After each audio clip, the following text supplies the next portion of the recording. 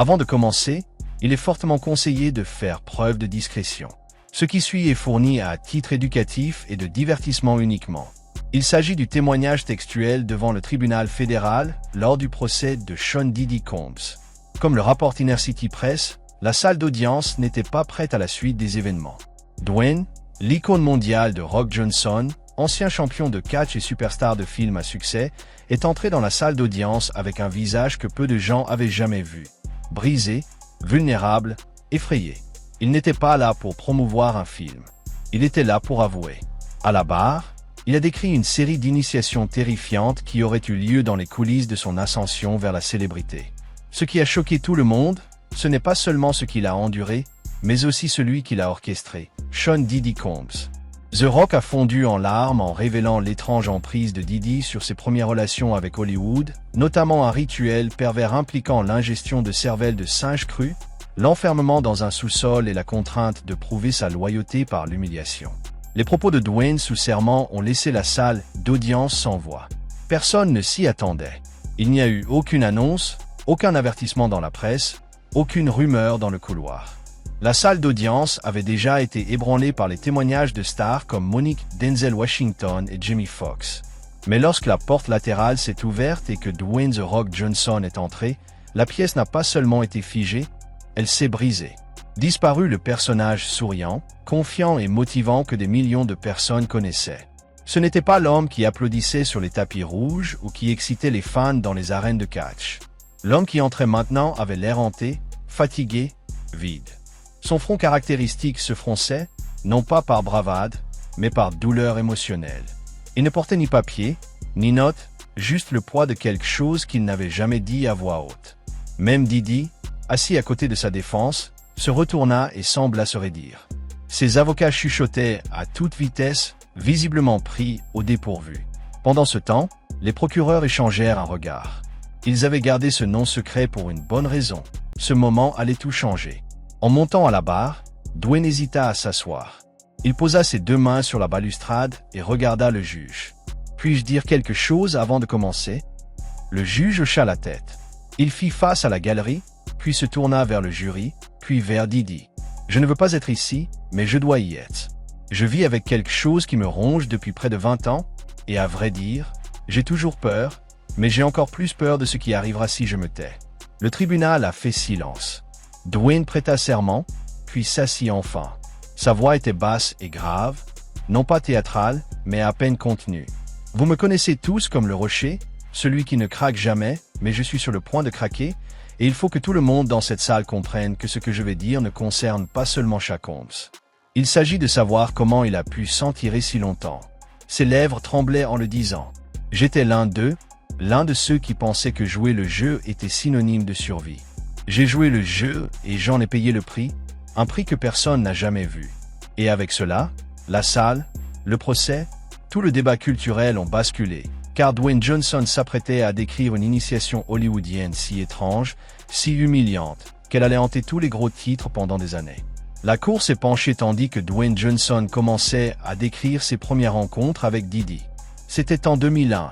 Je passais du catch au film Scorpion King, je venais de frapper. J'étais affamé, ambitieux, mais naïf. Il disait, Diddy était comme un ange gardien, un connecteur, quelqu'un qui avait le pouvoir d'ouvrir toutes les portes d'Hollywood. Je n'ai pas remis en question sa proposition, parlons-en en privé. Je pensais que c'était juste pour le travail. Dwayne a raconté comment Diddy l'avait invité à des soirées professionnelles, des réunions privées exclusives organisées dans ses demeures de Los Angeles et de Miami. Ce n'étaient pas des fêtes endiablées. Au début, c'était du champagne frais, des poignées de main, des producteurs, des gens du studio, des directeurs de casting. Tout le monde disait « Diddy, c'est le gars ». Mais avec le temps, l'énergie a changé. Ça a cessé de ressembler à du réseautage et ça a commencé à ressembler à un test. Dwayne disait qu'il disait des choses comme « Es-tu partant pour l'excellence? Serais-tu prêt à te saigner pour ça ?» J'ai ri, mais son visage est resté immobile. Puis vinrent les faveurs. Diddy demandait à Dwayne d'aller à des fêtes à des heures indues. Un jour, on lui avait dit d'arriver dans une maison de Bexar à 2h13 du matin, et il avait expliqué que c'était à ce moment-là que les vraies décisions se prenaient. Johnson est arrivé et est resté seul sur place pendant plus d'1 heure, jusqu'à l'arrivée d'un groupe d'invités silencieux en costume noir, interdisant toute conversation. On aurait dit une secte attendant son chef.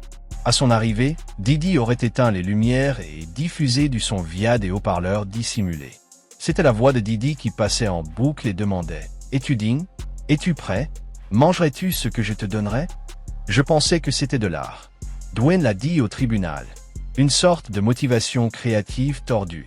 Je n'arrêtais pas de me dire « C'est juste le showbiz.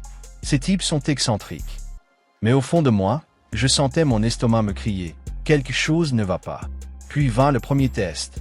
Didi demanda à Dwayne de le rencontrer seul à seul dans un lieu tenu secret, près de Los Angeles.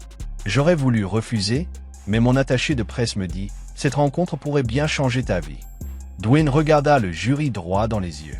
Il s'avère qu'il avait raison. Ça a tout changé, mais pas comme je le pensais.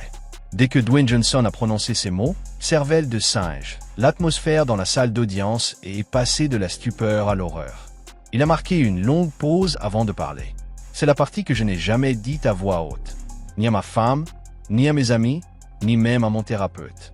Il a raconté avoir été conduit les yeux bandés jusqu'à une résidence privée en périphérie de Los Angeles. J'ai demandé au chauffeur où nous étions. Il n'a pas répondu. Il monta simplement le son.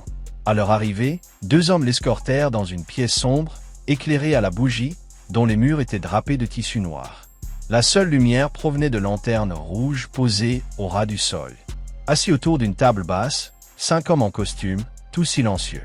Et au bout de la table, Didi riait, calme, tenant un gobelet en cristal rempli d'une substance qui, selon Dwayne, ressemblait à de l'huile. Puis vint le plateau.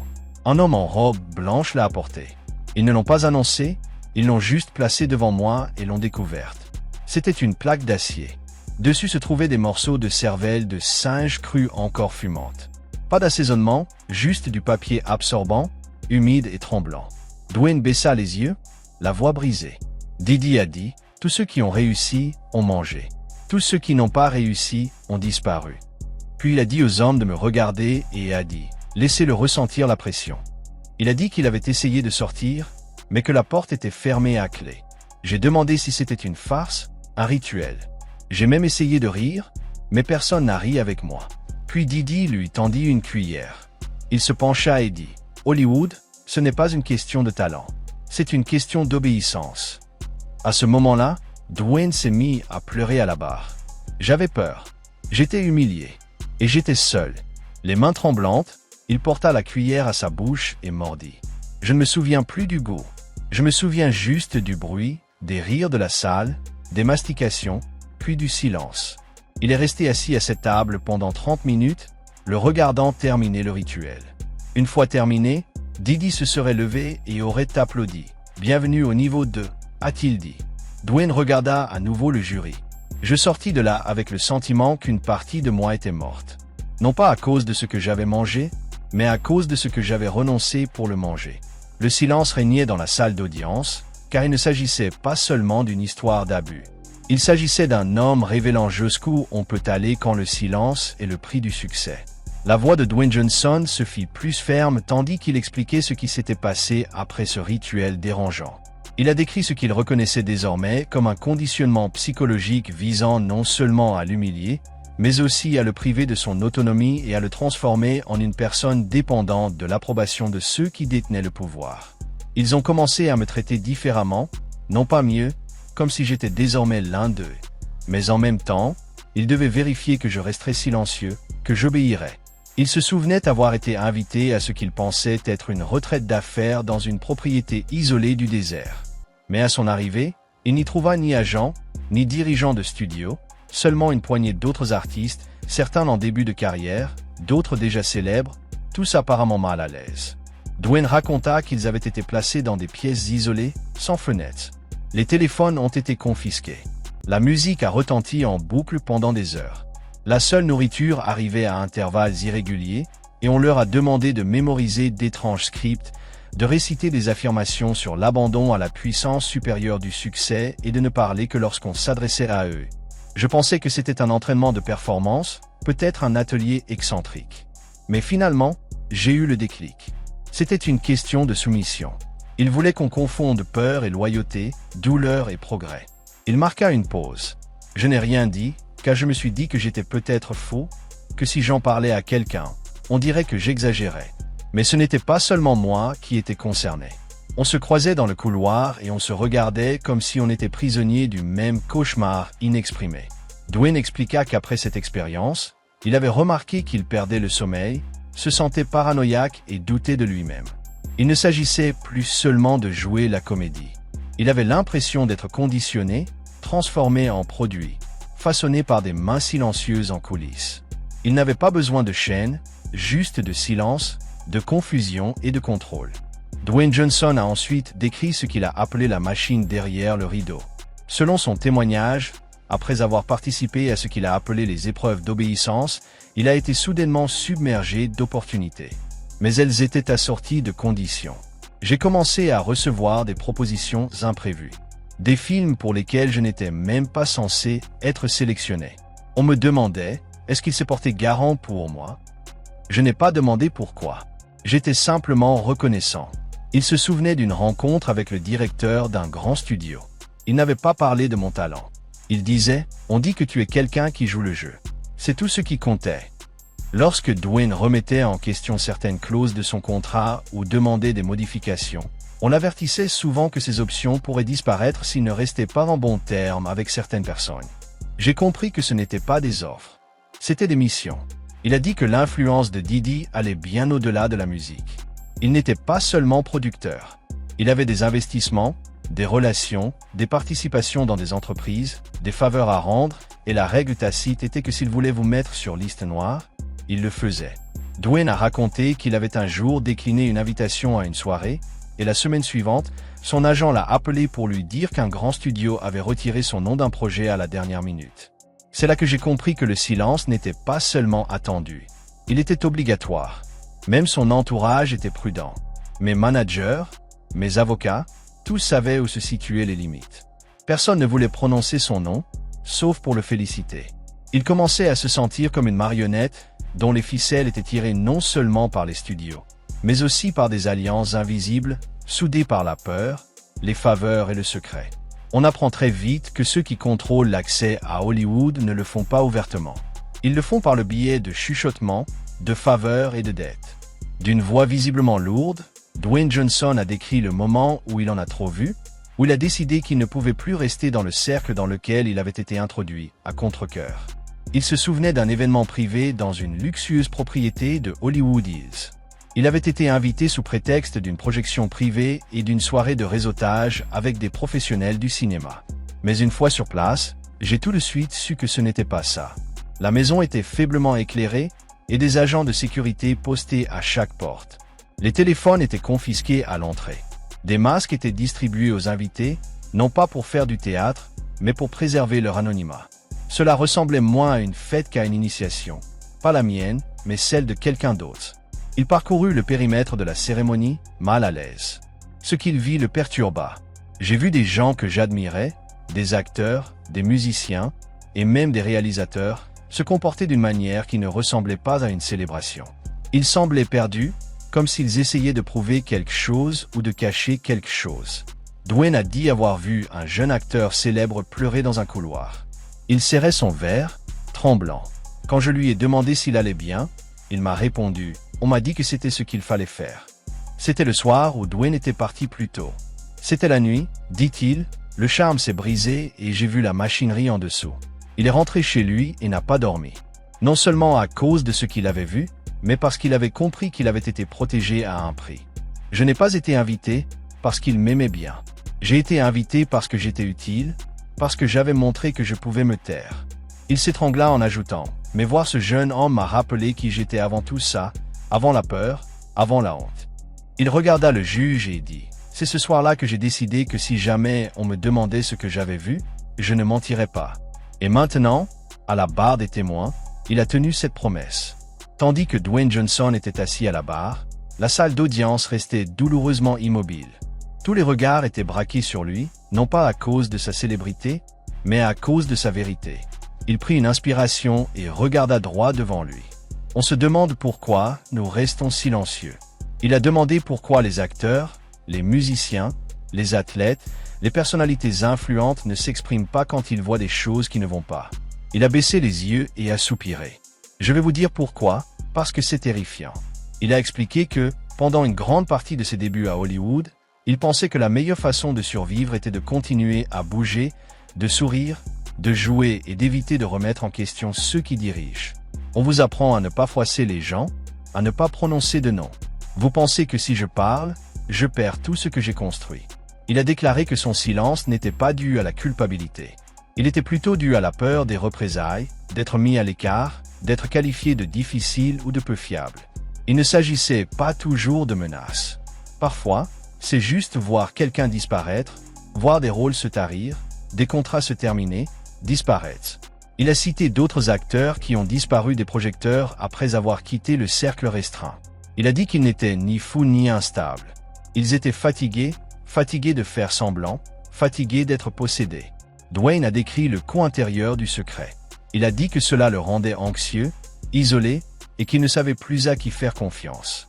Vous avez l'impression de faire partie de quelque chose pour lequel vous n'avez jamais adhéré. Mais partir, c'est couper les ponts. Personne d'autre ne reconstruira jamais à votre place. Il marqua une nouvelle pause, la voix légèrement brisée. Et pire encore, on commence à se demander si le simple fait d'avoir survécu était une complicité. Il fit un signe de tête à l'équipe juridique de Cassie Ventura et ajouta, la voyant se manifester, que cela avait tout changé. Cela m'a rappelé que le silence protège les mauvaises personnes. Tandis que le tribunal observait Dwayne Johnson, plus grand et plus sûr de lui, il parlait non pas comme le rocher, mais comme un homme transformé par ses expériences. Il y a cette idée qu'une fois qu'on a réussi, on est intouchable, que le succès signifie qu'on est plus vulnérable. Mais la vérité, c'est que plus on grimpe, plus il est difficile de parler. Il a déclaré avoir bâti sa marque sur la force, la résilience et la positivité. Mais en coulisses, il se sentait souvent impuissant. Je ne pouvais pas parler de ce que j'avais vu, de ce que j'avais vécu, car cela ne correspondait pas à l'image. Il a admis avoir gardé le silence pendant des années, car le prix à payer pour parler lui semblait trop élevé. Mais ces dernières années, notamment grâce à l'augmentation du nombre de victimes dans le milieu, il a commencé à percevoir son silence différemment. Ce n'était plus de l'instinct de survie. Il a dit que cela ressemblait à une trahison. Il se souvenait d'un jeune fan qui lui avait dit un jour « Tu es le genre de gars qui n'abandonne jamais ». Et cette phrase lui est restée en tête, car d'une certaine manière, il avait renoncé à son jeune moi, à ses principes et à ceux qui étaient encore prisonniers des systèmes de pouvoir. Il n'avait pas choisi. Dwayne essuya une larme. « Je ne témoigne pas pour discréditer quelqu'un. Je suis ici parce que j'ai gardé le silence assez longtemps, et je ne veux pas que mes admirateurs pensent que le silence est une force. » Il a dit qu'il ne s'agissait pas de blâmer quelqu'un. Il s'agissait de rendre des comptes. Et je veux que les personnes au pouvoir sachent que nous vous voyons. Maintenant, vous n'êtes plus invisible. La tension monta dans la salle d'audience lorsque Dwayne Johnson se tourna vers Sean. A-t-il directement peigné mi? Je vais vous le dire. Mantoman, commença-t-il. Parce que je l'ai porté trop longtemps. Il n'a pas élevé la voix. Il n'a pas fait de gestes incontrôlables. Mais ses paroles m'ont profondément touché, car elles étaient pleines de conviction. Tu m'as fait croire que je devais me sacrifier pour réussir, que je devais renoncer à mon intégrité juste pour être admis dans cette pièce. Et j'y ai cru. Il secoua la tête, les yeux rivés sur Didi. Mais ce n'était pas du pouvoir. C'était de la peur déguisée en influence. Il a parlé de ceux qui avaient croisé le chemin de Didi, de ceux qui n'avaient pas trouvé la force de parler, de ceux qui souffraient encore en silence. Je parle pour eux maintenant. Pour ceux à qui on avait dit qu'ils n'avaient pas le choix. À qui l'on a dit que dignité et rêve ne pouvaient cohabiter. Il marqua une pause. Tu n'as pas le droit de définir mon héritage. Plus maintenant. Alors qu'il descendait de la barre, ces derniers mots résonnèrent dans le silence de la salle d'audience. La vérité s'arrête ici. Dwayne a quitté la salle d'audience non pas en victime, ni en gros titre, mais en quelqu'un qui s'était réapproprié son histoire, n'ayant plus peur, ne se taisant plus. Et le monde qui regardait savait quelque chose. Hollywood venait de basculer. Alors que le BUAF guidait Dwayne Johnson hors de la barre des témoins, un léger murmure parcourut la galerie. Mais avant de franchir les portes battantes du tribunal, Dwayne marqua une pause, non pas pour regarder Didi, ni pour parler à la presse, mais pour faire face à la salle une dernière fois. « Je veux laisser une dernière chose au procès-verbal, dit-il d'une voix résolue. Cette histoire, Mon histoire ne parle pas que de moi.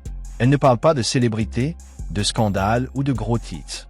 Il s'agit de ceux qui n'ont jamais pu s'asseoir sur cette chaise. Ceux qui n'ont pas survécu assez longtemps pour parler. Ceux qui restent coincés derrière le rideau, terrifiés à l'idée que personne ne les croit.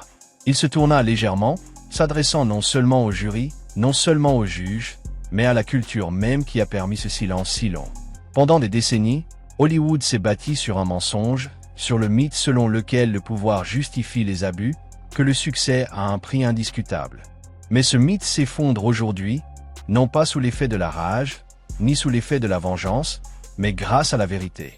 Il prit une inspiration. Je restai silencieux, car j'avais peur de tout perdre. Mais en vérité, je n'ai jamais rien eu. Si je n'avais pas moi-même, un léger murmure de soutien s'éleva d'un coin de la salle d'audience. Les avocats jetèrent des regards autour d'eux, hésitant à intervenir. Le juge ne l'en empêcha pas. Dwayne hocha de nouveau la tête. À tous ceux qui regardent cette vidéo et se demandent encore s'ils peuvent s'exprimer en toute sécurité, que cet instant soit votre signal. Le silence est terminé. Nous n'avons plus peur. Sur ces mots, il quitta la salle d'audience. Aucune caméra ne suivait.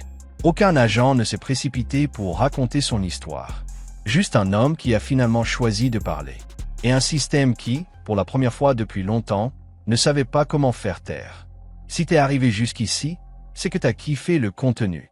Alors n'hésite pas à t'abonner pour nous soutenir, parce que 99% d'entre vous regardent sans être abonnés. On compte sur toi pour faire partie de l'élite des 1%.